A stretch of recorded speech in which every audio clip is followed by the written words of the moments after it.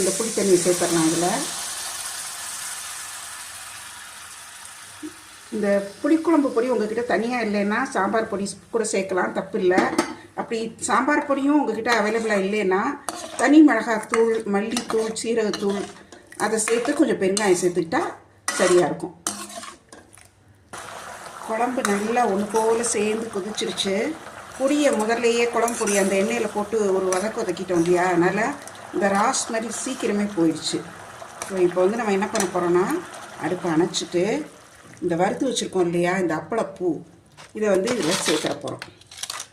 இது வந்து அவ்வளோ ஒரு வாசனையாக டேஸ்ட்டாக இருக்கும். ஏன்னா அப்பளப்பூங்கிறது வந்து உளுந்தில் செஞ்சது இல்லையா, அதனால் இந்த குழம்புல அந்த புளிப்பில் சேர்றப்போ அவ்வளோ நல்லா டேஸ்ட்டாக இருக்கும். உங்கள்கிட்ட அப்பளம் இல்லைன்னா நீங்கள் அப்பளத்தை பொரித்து சின்ன சின்ன துண்டுகளாகவும் எடுத்து போடலாம். இப்போ இதை எடுத்து நம்ம பரிமாறிடுவோம்.